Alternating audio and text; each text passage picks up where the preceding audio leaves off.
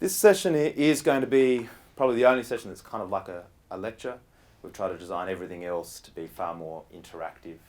But this is me attempting to kind of lay out the work that we've been done, the kind of core conceptual work that we see as the foundation for the program moving forward. And it's the work that I've detailed in the rather long philosophy paper that I've sent you. Sorry if that's the first long philosophy paper you've had to read in a long time. Okay, so public integrity and institution first conception. So over the next 2 days, I think the work that we're participating in here is actually participating in two somewhat distinct conversations. The first conversation is one coming out of the anti-corruption literature and the anti-corruption practitioners. And this is coming from a feeling that there's a certain inadequacy with our anti-corruption paradigm. It's a search for something that is a higher moral standard than not merely being corrupt. It's trying to define what the positive pole is, not just the negative of corruption. But on the other hand, and as Nairi drew our attention to, and admittedly I'm repeating a lot of what many of you said in your own work, we also have a second conversation, which has taken place in what seems to be an apparent crisis of trust in public institutions around the world. And hence the question, how do we make those institutions more trustworthy? And the way we see public integrity operating, or its significance, is that it's actually the answer to both of these questions. It sits in the middle. It also, and as a product, it also explains where and when corruption, as it were, affects trustworthiness of institutions. So that's why I think we should all be talking about public integrity. If you think these two questions are really important, then public integrity seems to be a very important thing to define and to research. But of course, if it's the answer to these two questions, we have to know what on earth does it mean. More precisely, what is public integrity if it's not merely the absence of corruption? What is public integrity if it's not merely just being trustworthy? And so we're trying to answer, as it were, those two sub-questions here. So these are my answers as have been detailed in the two documents you've been sent. And these are the kind of conceptions that I'll seek to explain within this talk today. And as you see, there are actually two definitions. But the first one is primary. We try to define what it is for an institution to have integrity first. And we define it as having the robust disposition. So a robust disposition to legitimately pursue its legitimate purpose to the best of its ability, consistent with its commitments. And then very importantly, and this is something I'll try to stress, we define public officer integrity in terms of institutional integrity. In effect, public officer integrity is the pursuit of institutional integrity.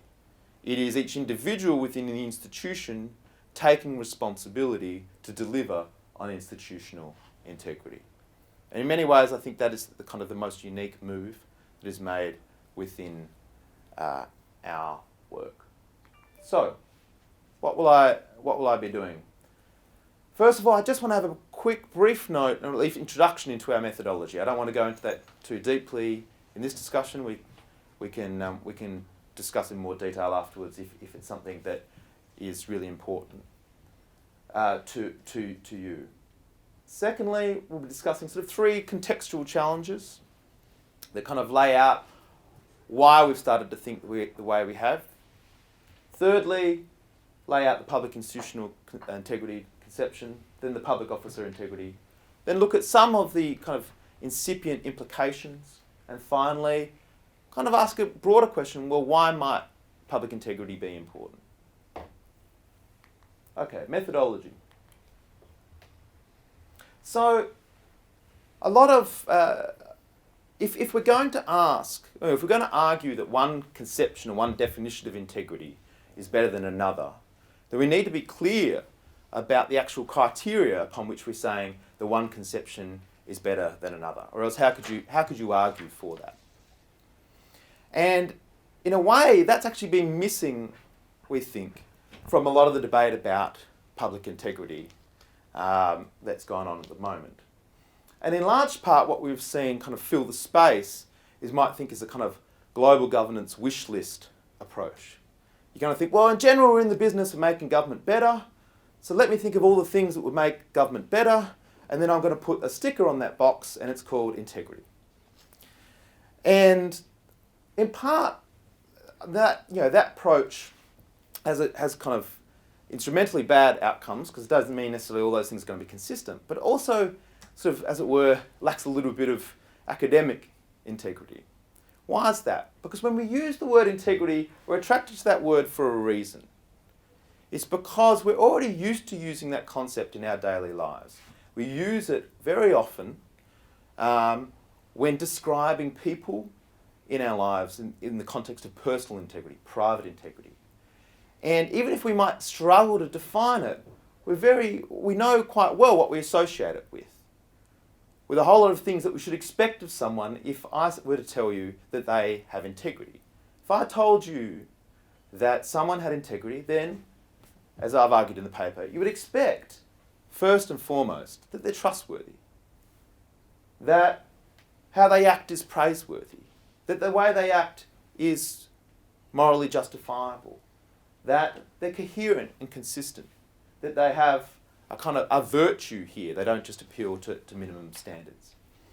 And so my point here is to say that if we're going to be defining, calling something public integrity, we're trading in all these cognitive, affective, emotional, logical associations in the personal realm and claiming that by analogy they operate in the public realm. And if we want to be able to do that, then we have to make sure that that actually holds, that whatever concept we apply in the public realm, as it were, has the same type of key criterial features that applies in the personal realm. So in the paper you see a kind of more sustained argument for why these are the criterial features, why these are, as it were, how we'll be evaluating whether one conception is better, whether one conception is better than another. I.e., it reduces to the question of what is the best fit of all of these different components. And you see that's the way in which people argue about what is the best conception of personal integrity, and similarly it'll be the way I recommend we argue about whether it's the best conception of public integrity. Okay, so that's the methodological point. So what's the context? What frames the way in which we're approaching, why we've kind of taken the direction we have? In short, I think there are at least three key challenges that have faced the many academics and practitioners who have sought to define integrity, public integrity. The first is the challenge of defining moral content. So the majority view, and I think quite rightly, thinks you can't define integrity without some moral content. It can't just be a purely, as it were, positive or descriptive concept. It has to have something to do with morality. However, the question is then what precisely is that moral content? And so we get definitions, for example, like Julio's definition here from the OECD, which on a face I think is a fantastic definition of public integrity. Public integrity refers to the consistent alignment of adherence to shared ethical values, principles and norms for upholding and prioritising the public interest over private interests in the public sector. So there's a lot to be said for this definition. But the question is, okay, but what defines all of these moral concepts? Who gets to define what these moral concepts mean? And I've spent many an hour on the OECD website trying to see whether you've answered those questions, and maybe I've missed something in the cache, but I can't find it. But that really matters operationally. Right? It's not just a level of detail academics need but practitioners don't. It actually matters operationally. Why? Because, I mean, what does it mean? Does it mean that the people, is it a kind of an implicit public opinion test? So the people in general define what's ethical and what's not. In which case, which people? The majority of your organisation, the majority of society at large, the majority of people that know enough about the topic. And what happens if they're wrong? How do we risk not falling into some sort of relativism? Or do we go the other side and we say it's very much a kind of principle of conscience, that every individual public officer should carry around a kind of thick sense of their own morality and should be applying that in their work. But then I ask, I disagree with a lot of people's views on morality. What right do they have to enforce that in the context of their own public position? So there's lots of positions, lots of issues here as you try to kind of avoid the three-headed monster of being vague, of being, as it were, unjustifiable, or collapsing into relativism. The second challenge is this. The anti-corruption framework, and part of the reason you might think we're trying to get away from the anti-corruption framework, is that it has what we might call a very minimum standards logic. So what's a minimum standards logic? It says, here is a threshold level of behaviour. If you are below the bar, then we're going to punish you. We're going to be unhappy with you. Perhaps you have delegitimised the office and you need to be fired. That's what we expect. But above the threshold has nothing to say. It doesn't inform your behaviour above the threshold at all. And that's what it has to have a minimum standards. And that's in many ways the problem with the corruption approach. It says, whatever you do, don't be corrupt, don't pay a bribe, don't be nepotistic, don't engage in a range of different practices that would delegitimise your office. But beyond that, we have nothing to say. As if morality or as if ethics, there are not better and worse decisions within that space. So part of what we're trying to do is get beyond that, but many approaches really struggle. So in particular, I kind of want to point out what I've called sort of the Dutch approach. So you've got, largely led by Leo Huberts and a variety of different acolytes. And yes, they have a positive definition of integrity. It's about complying with norms and ethics. But when they operationalise it, when you actually ask what does integrity mean for them in practice, what they give you is just a list of what they call integrity violations. The extension of integrity is simply a list of don'ts. Don't do this. So it's quite hard to get their table on because there are a lot of integrity violations. I think there's one paper where they name 198. Don't bribe. Don't engage in nepotism, cronyism. Don't be fraudulent. Don't have a conflict of interest. I think down the end, misconduct in private time. They seem to have a real issue with soft drug use in your private time, which I found ironic, being the Dutch approach. But what's interesting here, here's just a longer list of minimum standards. Now, arguably, they would say these minimum standards are as well a higher bar than the anti-corruption one. It's not corrupt to use drugs in your private time, but it might lack integrity. We've raised the bar. But you're still stuck with this minimum logics. You're still stuck with a whole lot of area above the bar that's, as it were, completely uninformed by the concept, which is one problem. So, and what happens then is, the other extreme is you get Alina's definition, Mundio Papiti's definition in the Hertie School. They say, well, what we're going to do is we're not just going to have anti-corruption, the minimum standards. We're not going to have the new higher minimum standards. We're going to have absolutely no discretion whatsoever. Everything is regulated by a minimum standard. So, and that's what happens. You get rid of any space, as it were, for judgment to be made.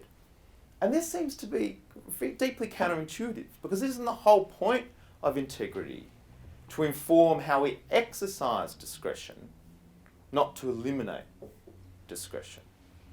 And this is all built on a fallacy that you could possibly eliminate discretion in the first place. I mean, every rule needs to be interpreted, and that requires discretion. Along with the idea that somehow having everything in every bureaucrat's life regulated would somehow be a good thing, optimal or efficient, or actually serve the ultimate purpose of the organisation best. So thirdly, what's the third challenge? The third challenge is the idea of trying to define what it means for individual officers within an institution to have integrity, despite the fact that they're not atoms. This is not an atomistic thing. They are, as it were, members of an institution.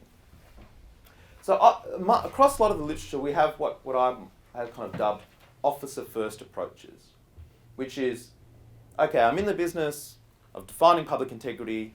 I'm going to try and define first what it is for individual officers within an institution to have integrity. And then that's going to be the kind of positive flip side of them being individually corrupt. And then maybe not, I'll think about what this means for the institution as a whole. Now, I've been trying to find a metaphor to explain best why I think this is problematic. And I mean, in the end, I've kind of come across this analogy. So let's say I was to ask you what it was to be a great footballer. And you'd say, oh, well, Nikolas, they've got to be able to kick. They've got to be able to head. They've got to be able to have good vision. I say, okay, that's pretty basic. My son down the road could do those things. That doesn't make a great footballer. And you say, oh, well, they've got to be able to communicate. They've got to be able to lead. They've got to have an instinctual account of what everyone else is doing. I say, yeah, that's not much. Then at some point you say, well, what position are they playing? You say, oh, well, they're the defender. They're a forward, or they're goalie. I say, and then you might detail more. But at some point you say, well, what's the strategy of the team playing? They're playing sort of total football. They're tiki-taka.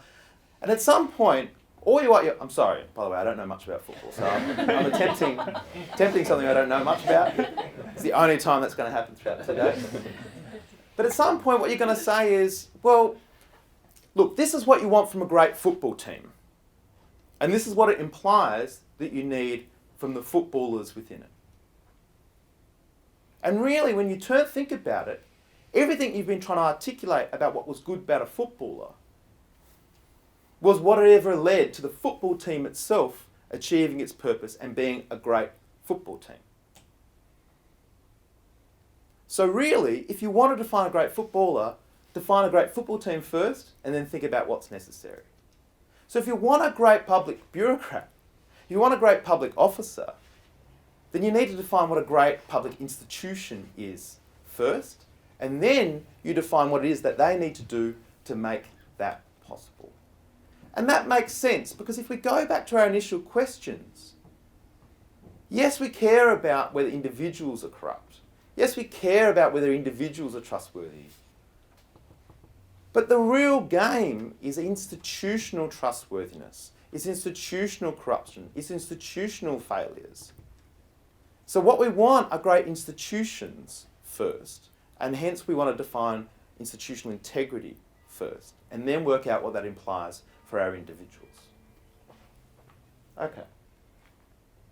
So here, as a little summary, are our three challenges. On the one hand, we've got the risks of vague and unjustifiable, perhaps relativistic moral content, yet we need clarity and public justification.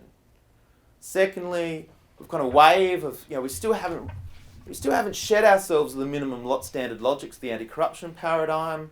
How can we move to something that actually defines genuinely praiseworthy behaviour that is, as it were, above the minimum? And finally, how do we move away from an individual-centric approach? Okay, so let's try and answer these challenges.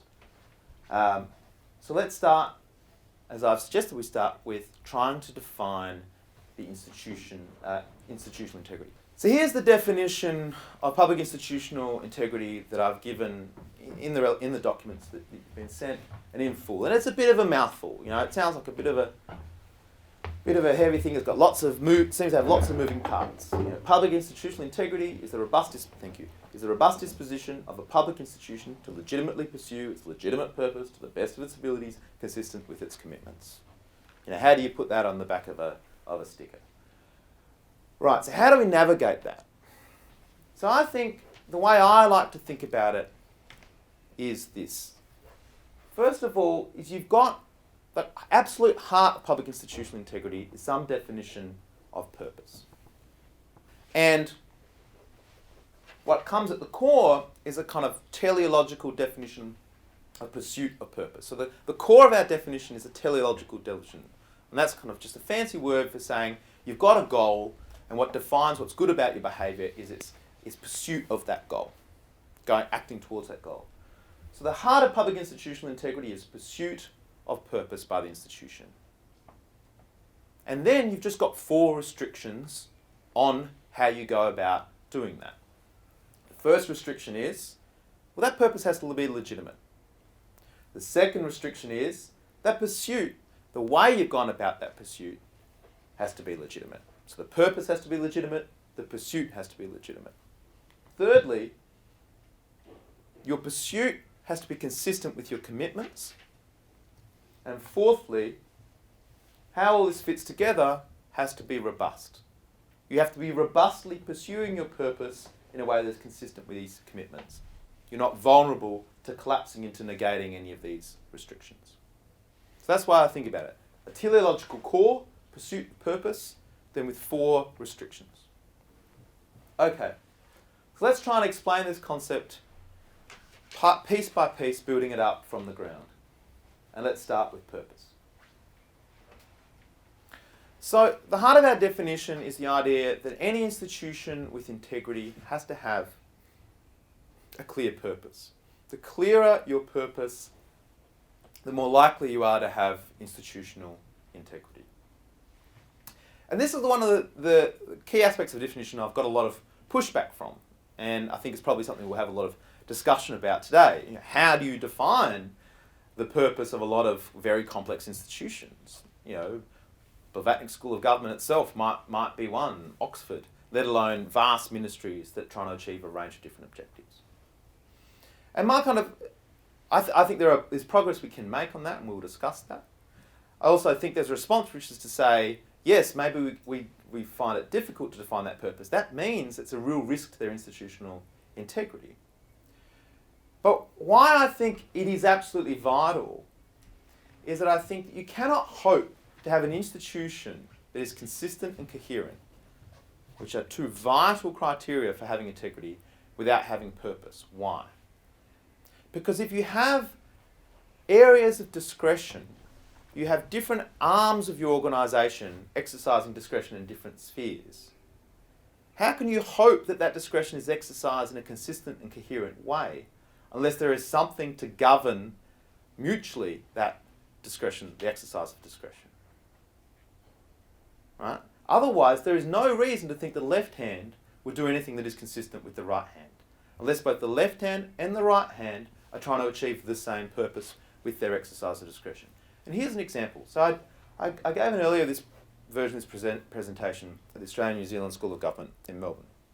And I had a senior public official from the Victorian education system came along, and they said, this really resonated with me, because on the ground we see every day, we get kind of teachers coming up to us and saying, we don't know what we're doing. What is it that you want our education department to be doing? Because as you know, in any education system, there are lots of different objectives and prima facie conflicting objectives that you could have. Are you trying to maximise the potential of your best students? Are you trying to bring the lowest students up as far as possible? Are you trying to, as it were, improve the average or the median?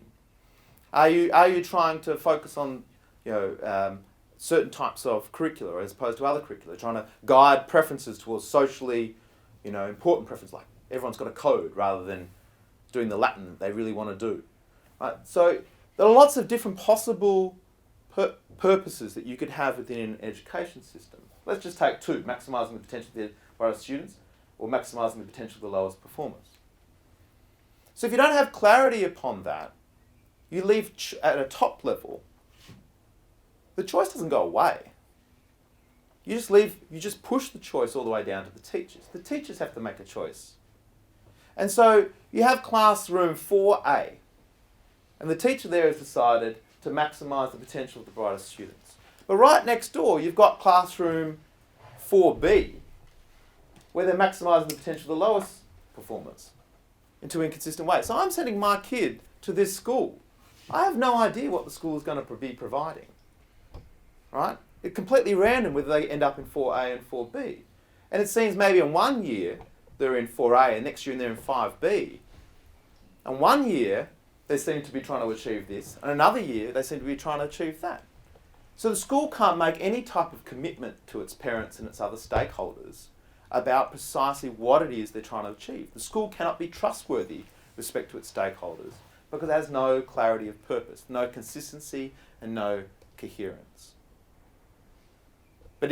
And so yes, there are good reasons why the Victorian education system does not seem to clarify those questions. Why? Because it would be politically very hard. And maybe that's the truth. But that means that yes, politics is at risk of corroding the integrity of our institutions. Okay, so that's an interesting conclusion. Then we try to do the best we can to ameliorate that in the real world. But let's not hide from that fact. Okay, secondly, so purpose is important. Secondly, we want pursuit of that purpose. That's what integrity means. And integrity is not, as it were, performance, so to speak. It's not necessarily achieving purpose. For one reason, for a lot of institutions, achievement of purpose might even be impossible. You're running a cancer centre. You want to cure cancer. Maybe curing cancer is impossible. That doesn't mean you didn't have integrity the whole time that you were trying to get there. The idea of pursuit means that integrity is related to that sphere of activity that you are responsible for, that you have control over, and that you're trying to do the best with whatever resources you have in that sphere. And I think one interesting implication of that is we can explain what I think, at least intuitively, is why, for example, if you had a national health service that is doing the best it can, and I won't name which national health service, but you generally think it's doing the best it can, but is actually failing to achieve a whole lot of outcomes, you might still think that institution has integrity. And that's important politically, because it means you don't blame that institution, you blame its funders. You blame those who haven't given it the right number of resources to actually go about pursuing its purpose effectively. And I was trying to find, just before the speech, to see if there were any kind of trust statistics about the National Health Service, and I can't, but people still trust their doctors and they still trust their nurses.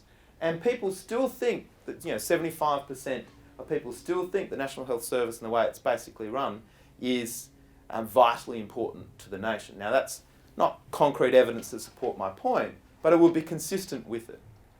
But despite the fact people think that the health service is failing, they don't blame it. Okay. Thirdly, so here's probably the kind of most difficult part of the definition. And it's our kind of stake in the ground to the moral question. And so our fundamental moral concept here is legitimacy. So legitimacy is a moral concept, at least as how philosophers use the term.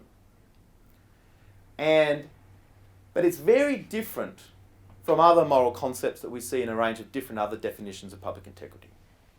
So those other concepts might be something like ethical, fair, legal, just, equitable, etc.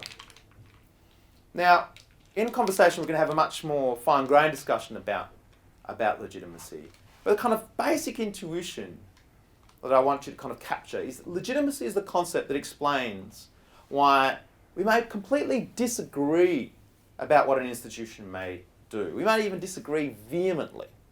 For example, we may disagree vehemently about the tax structure for the UK. But given a set of background conditions and processes and limitations and who does things, we all agree that the government has a right to prosecute its picture of tax policy. So it is the concept that allows us to move from, as it were, disagreement on a range of moral issues to agreement that some actor has a right to coerce us to follow one particular conception. And in most cases, for most institutions, that purpose will, as it were, come from a higher authority. It'll be legitimate. Why? Because the Cabinet told us that that's what we have to do. Why? Because we sit in a subsidiary position. Or the Cabinet said that this actor will tell us what we're going to do. But the point is that, of course, legitimacy is still a moral concept. So you don't get carte blanche when you have authority. Right? So a government, or we may all have a vote. We may not know what we're going to have to lunch tomorrow. We might all have a big disagreement about lunch tomorrow. And we might think, well, let's have a vote, or we might delegate it to Anna and myself. But that's not going to give us the power, for example, to poison you. Right? There are going to be certain decisions that are outside the scope of our power. And that's the case with any government, right? So to say that the basis of the moral concept of the institution doesn't mean that they just have to follow whatever the higher institution says. There's always an outer moral side constraint, and that means that an institution can legitimately implement an unjust tax policy, but on the other hand, it would be illegitimate if it went about trying to implement state-sponsored genocide. And of course, these are the very hard questions of politics, as to when those side constraints kick in. But as I argue in the paper, trying to eliminate those difficult conversations from conversations about integrity would actually undermine the work that we want the concept of integrity to do in politics, in our analysis, and also as a tool for public policy makers. Okay. The fourth component is legitimacy of purpose. So here is the idea of legitimacy, but applied as a word, not merely of pursuit, not merely as a word to the purpose, but how we go about doing it. And it's the same concept applied, but just in the, as a word, process domain rather than the end domain. So to pursue purpose legitimately means that the institution's actions are within the scope of its right to rule. And they're going to normally be things like impartiality, rule of law, procedural fairness, etc. So an example, I'm not sure if any of you are into Brazilian television, but they have a very famous television show called, or kind of mini series drama called Elite Squad. And Elite Squad is about a police squad which is tasked with dealing with gang violence in the favelas of Rio de Janeiro. And guess what? Trying to fight gangs in the favelas of Rio de Janeiro is pretty hard to do it. It's pretty hard as well, and as you were, you've got your arms tied behind your back because you're trying to act procedurally fair the whole time. You're just not allowed to torture those members of the gangs that you can pick up. You're just not able to use the dirty tactics that they use. And of course, as the season develops, the elite squad becomes very effective at pursuing a very legitimate purpose, but they do it illegitimately. And our concept is trying to explain why, even though that squad is pursuing purpose, a very legitimate purpose, it still has compromised its integrity by the way it's gone about it. Fifthly, consistency with commitments. So consistency with commitments matters because trustworthiness matters. We want integrity. We want it to be an entailment between saying that an institution or a person has integrity to saying, therefore, that they're trustworthy. But the key thing to being trustworthy is that you keep your commitments. And so hence, keeping your commitments has to be a vital component of institutional integrity. And it operates both in the context of internal commitments to staff. For example, here are our harassment procedures, we commit to following them. But also externally. We're going to be taking your data, but we make a commitment to protect it. And there can be, we might think of there are explicit commitments, implicit commitments, commitments that come out of, are born of legitimate expectations, etc. Finally, robustness. So the added component is that not only do we need pursuit of purpose, a legitimate purpose that's done legitimately, it's consistent with commitments, we need that whole disposition to be robust. Why? Because if you think about the integrity of this building, We're not just interested in the integrity of this building on a day like this. If I was to ask you, does this building have sort of structural integrity? You want to know, well, how did it perform during the Beast of the East? How did it perform in that one really hot day back in 5 years ago, right? Or how would it perform even if it wasn't standing? You'd want to know about how it could perform in the worst conditions. And that is crucial information in telling you whether it has integrity, even on a fine day like today. So we had Mishi Fahalis come in yesterday. Some of you might know him, and he was talking about his sort of digitisation project. And he showed an interesting graph. It was an interesting graph that, so generally you might think that digitising all your public procurement contacts is a really important thing to do. It's something that, that would be fight corruption. But he showed this graph. The worst performers on digitising procurement in Europe, it's all the good guys. It's all the Nordic, Northern European states. Finland, shocker. Finland, terrible. Poland, the best.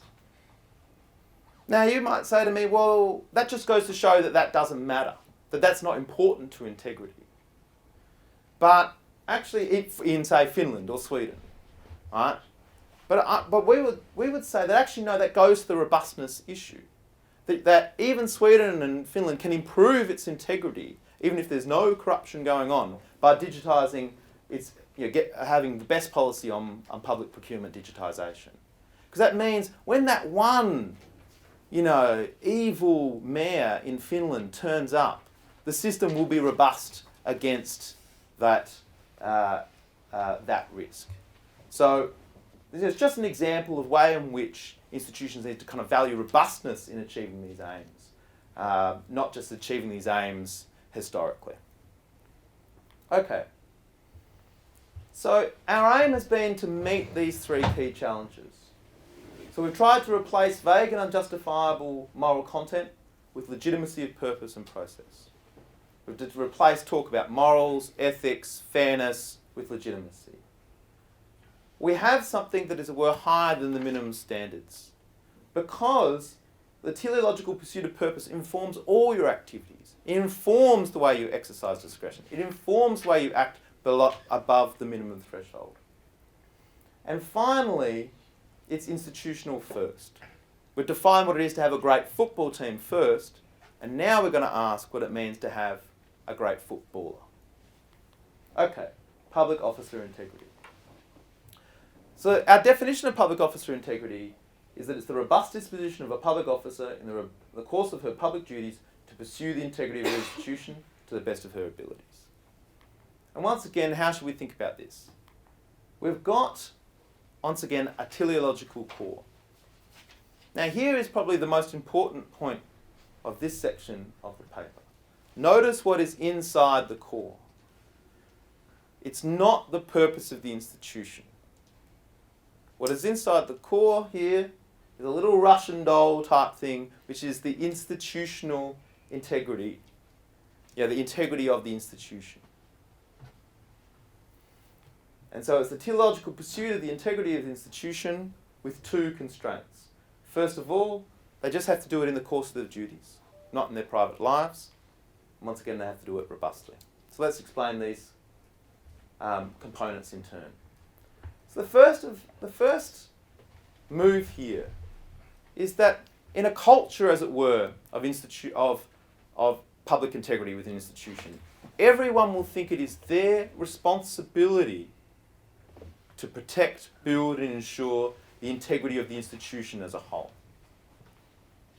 So it's not defined by sort of vague or unjustified claims about morality. It's not, integrity is not just, act morally, act ethically. It's no. Go out there and actually improve the integrity of this institution. And it's not defined by minimum standards. It's defined by everything that they can do to build that integrity. And I've been trying to find a good example. There's one in the construction industry. So in the construction industry, building buildings, they have a norm, which is a don't walk by policy for safety. And it says, you might not be the safety officer. This might not be your part of the construction site. But if you see something that's unsafe or potentially could be unsafe, you can't walk by it. You have to proactively try and solve that. And hopefully there'll be mechanisms. There'll be people you talk to. You'll know that procedure. But if there's no procedure, then you've got to go and knock on the right door to try and get a procedure made.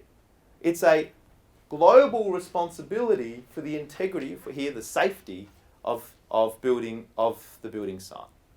And I think it's a don't walk by policy applied to institutional integrity. Okay, so we've got a teleological pursuit of the integrity of the institution. But you only have to do this in the course of your public duties.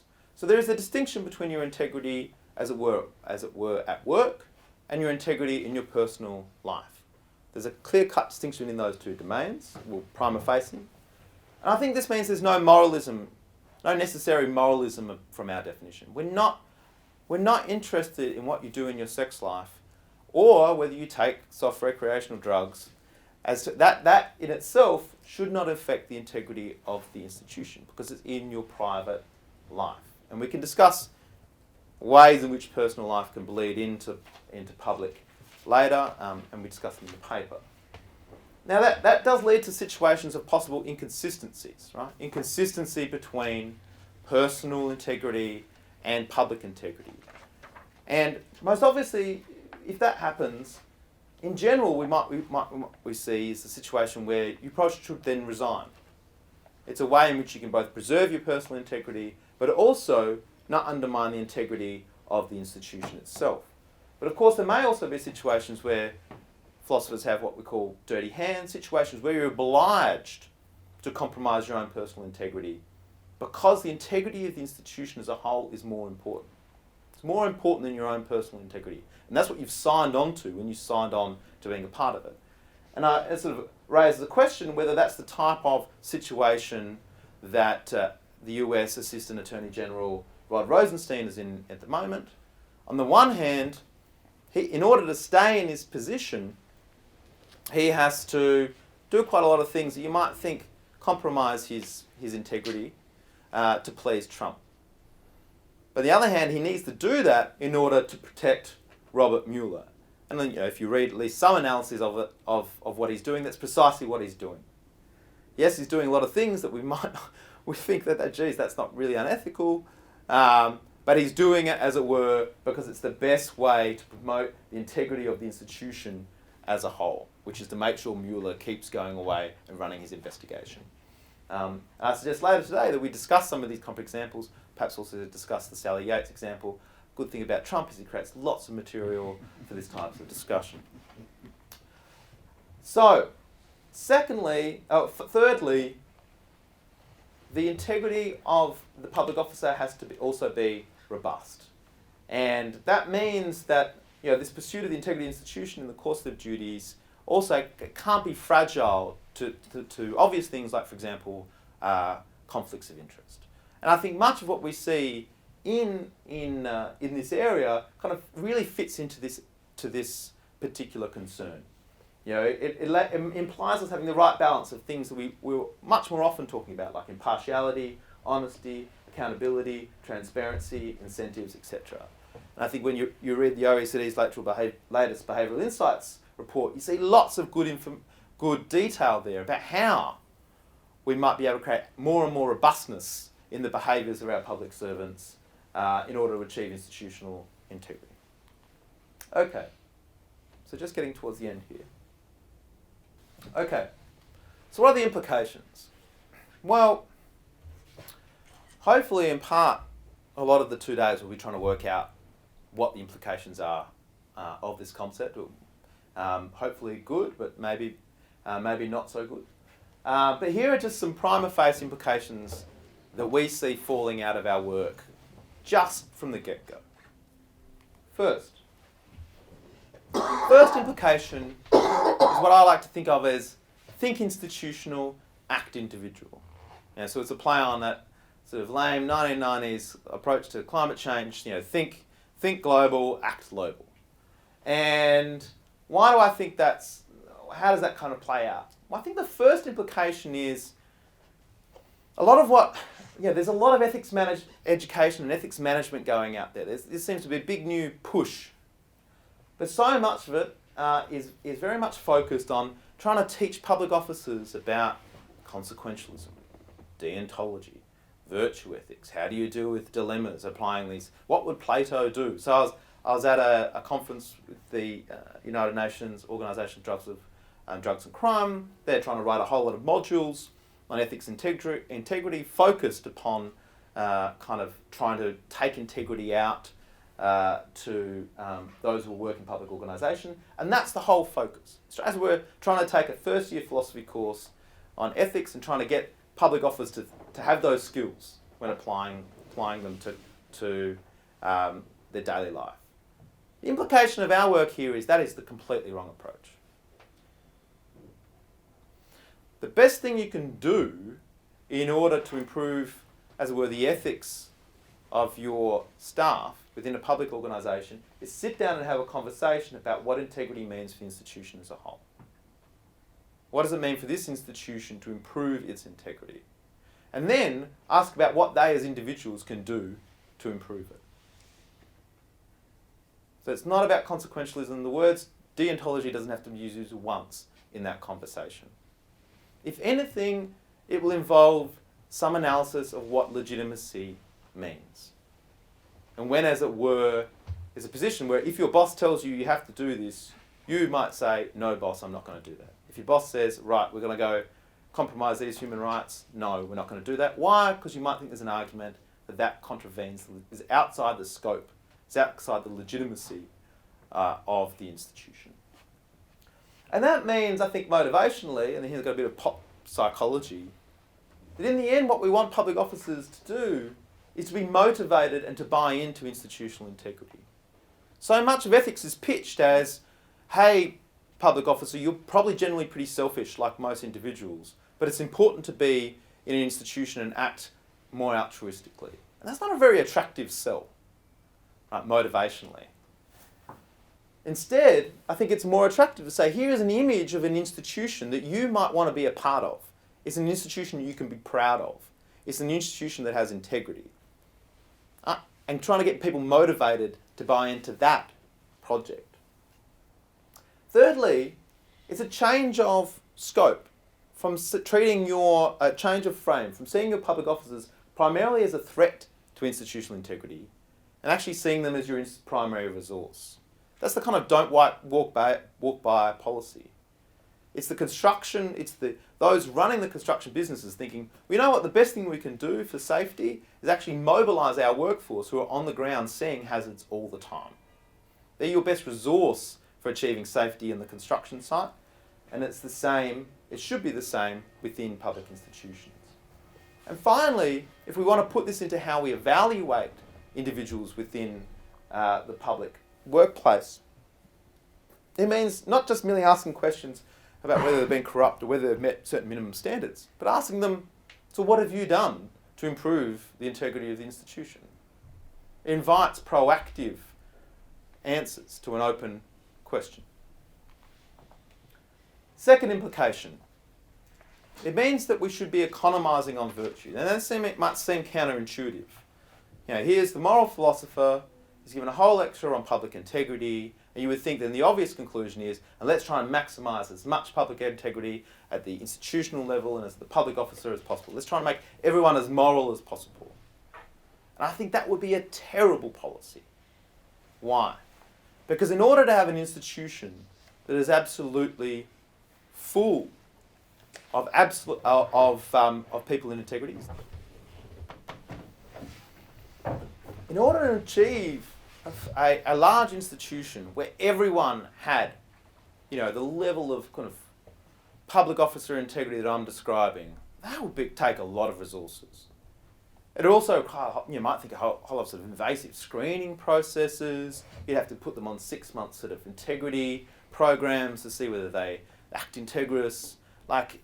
It would take a lot of resources, perhaps so many resources, you probably wouldn't have anything left to actually achieve the purpose of your organisation.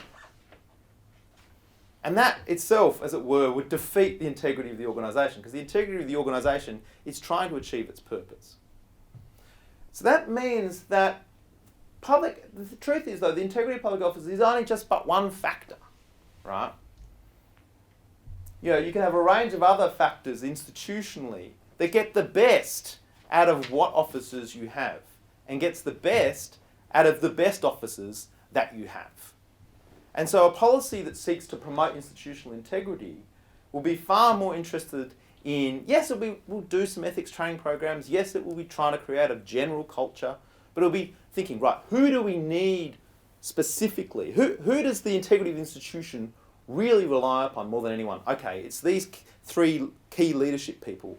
It also turns on this, internal integrity officer where all the complaints go through. And let's make sure not merely that we're appealing to their moral motives, their appeal to their love of the institution, their loyalty, but also let's appeal, trying to align their other incentives as much as possible, right? Or, and maybe that involves giving some sort of security of tenure. Or maybe, we need to monitor security of tenure or something like that. But it's an institutional approach to managing the integrity of your public officers and how much you actually invest in trying to increase their public officer integrity. And finally, the final implication is this. Institutional integrity has many opposites. One of our conversations was about corruption. And we were trying to define, as it were, the positive pole of corruption. And it seems intuitively right to say the opposite of corruption, including institutional corruption, is institutional integrity. But the opposite of institutional integrity is a lot of different things, of which corruption is only one. Why is that? Because there are so many different ways in which you can compromise your integrity that are not to do with being corrupt. You can be an institution that's just confused about your purpose. So institutionally corruption, for example, we might define as being systematically drawn away from your purpose for some sort of private interest. But institutional confusion might be you're just confused about what your purpose is. You're the Victorian Department of Education. Or you've mission drift. You as it were internally have just moved away from what your institution was originally set up to do and what you have been trusted with doing. Or you're exploiting your staff. You're not keeping the commitments that you have to your staff, etc. Okay, so just to conclude, what is the value of public integrity? So this initial part of our project is conceptual. Let's get the philosophers in, let's try and define what this concept might mean. And in many ways, all the work is ahead of us. Because our methodology was just to define what it is for a public institution to have integrity. We haven't actually made any claim about whether it's valuable or not, and which was different to the previous approaches. Remember, the previous approach is, right, you've got a good governance box, just throw in everything that you kind of already know is good for government, and then put integrity on the lid. Right? Once you put that aside and go for the other approaches, well, let's just define what it is to have integrity. You're still left with the question, but does it fit in the good governance box? Right? Or does it take up the good governance box? And so there's still work to do. And a part of that work will be instrumental, right? Does public integrity have nice relationships with the type of things that we want from government? Will it lead to more efficient institutions? Will it lead to higher levels of trust? Will it lead to less corruption? Will it lead to better welfare outcomes? So, and these are the types of things, for example, that Boo was trying to do in his Quality of Government Institute for impartiality. And I think that type of thing is what we need for public integrity. And that, of course, presupposes us measuring it, which we'll get to tomorrow.